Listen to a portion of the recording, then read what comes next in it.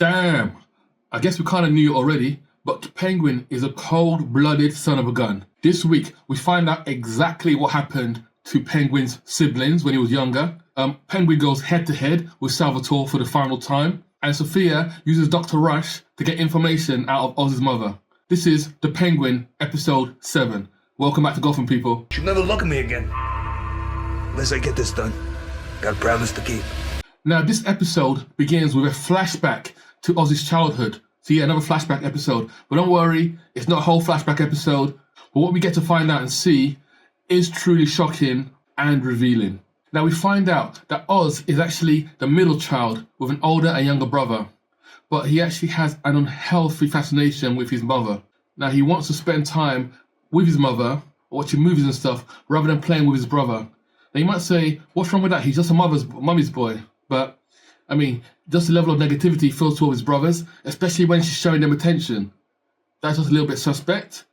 Now, to be fair, I don't think his mother actually knows because she's actually showing him a lot of attention, him a lot of affection, but also his brother. So she's trying to spread the love, but she doesn't actually realise that her middle child is actually taking things a different way. Now, further demonstration of the difference between Oz and his siblings is when they go out a bit later on as three brothers together, they come across the local gangsters, obviously harassing people doing gangster stuff. And while the older brother's like, you know what, this is bad, no, let's stay away from them, Oz's eyes light up and he's trying to engage them, trying to get their attention. So you can even see from that age, he's already, 12 or 13, he's really after that life, fascinated by them and what they do. So then later on, the brothers go together to play a game they've played before many times before in an abandoned building sort of sewer type situation.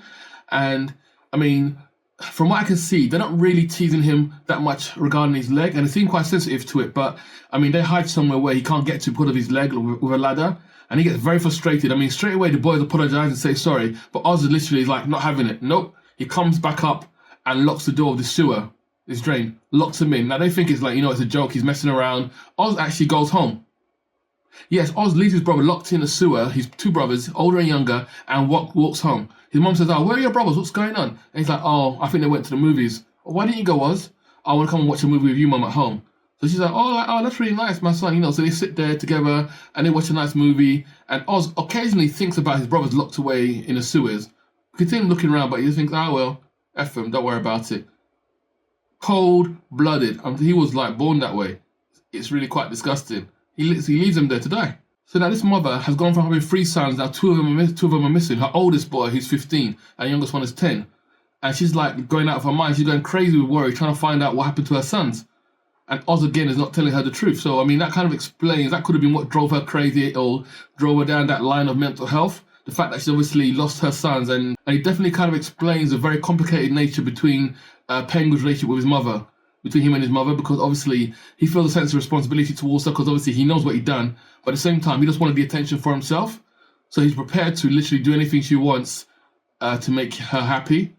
But yeah, it's on a sick level now when you've actually done that to your brothers.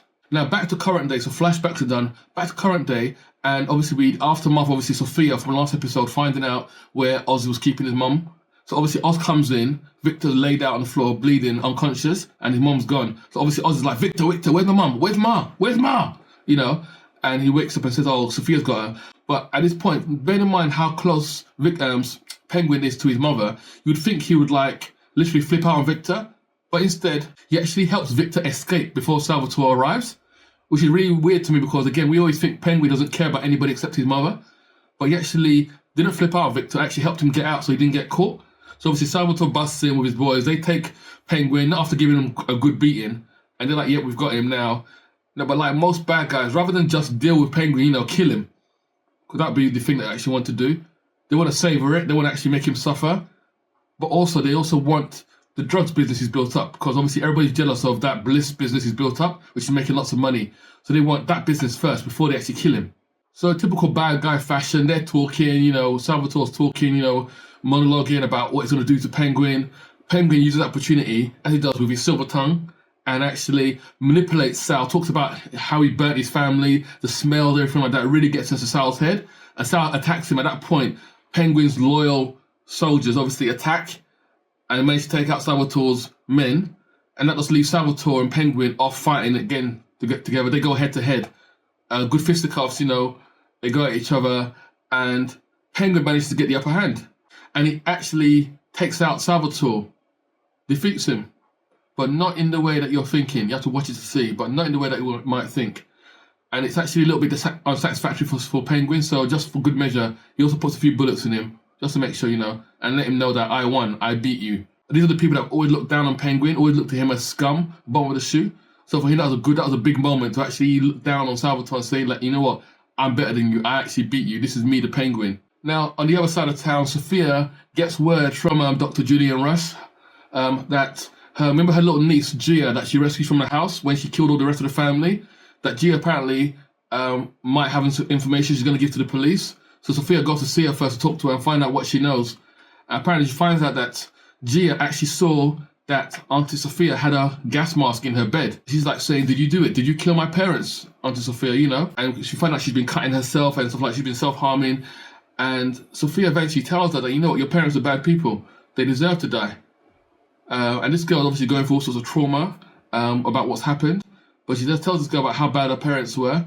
And as she comes out of the room, you can see actually Sophia has a bit of a breakdown because she knows what kind of trauma it is for a young girl to be in that family and to have lost her family and lost her parents.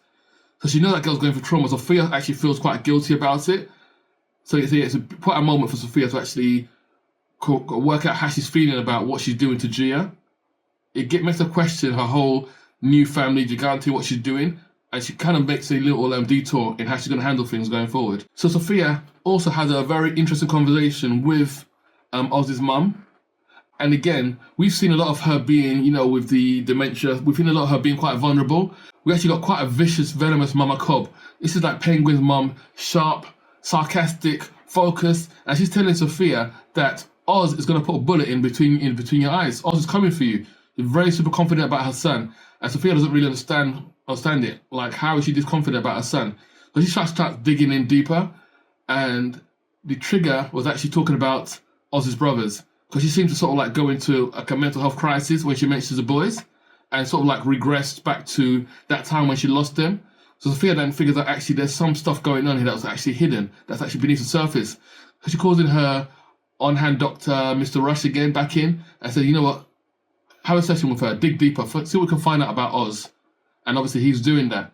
So in the meantime, obviously she contacts Penguin and says, well, you know what, I know Salvatore's dead. I've obviously still got your mother. And Penguin's like, okay, you know what, I'll give you the whole business, everything that you want, and me. You just leave my mum, bring my mum back, and obviously just give her back to me without hair harmed on her head. Now, they both sides, as usual, know that it's a trap. I mean, bad guys, when they make any sort of arrangement to meet, it's always a trap. So the question is, who comes with a better trap? So Penguin has his guys set up, guns waiting, ready to let loose on Sophia's crew when they turn up. But Sophia, this time round, has outsmarted him. Rather than actually come to the meeting first, he actually sends a car with a car bomb. Oz discovers it too late. But what does Oz do? Does Oz, warn his crew and say, everybody get out of here, there's a bomb? No. Oz, 20 seconds left, Oz goes himself and gets into the same tunnel where he actually trapped his brothers in. So he's protected because a bomb-proof area, and a bomb goes off and takes out the whole operation and all Penguin's men. Decimates everything.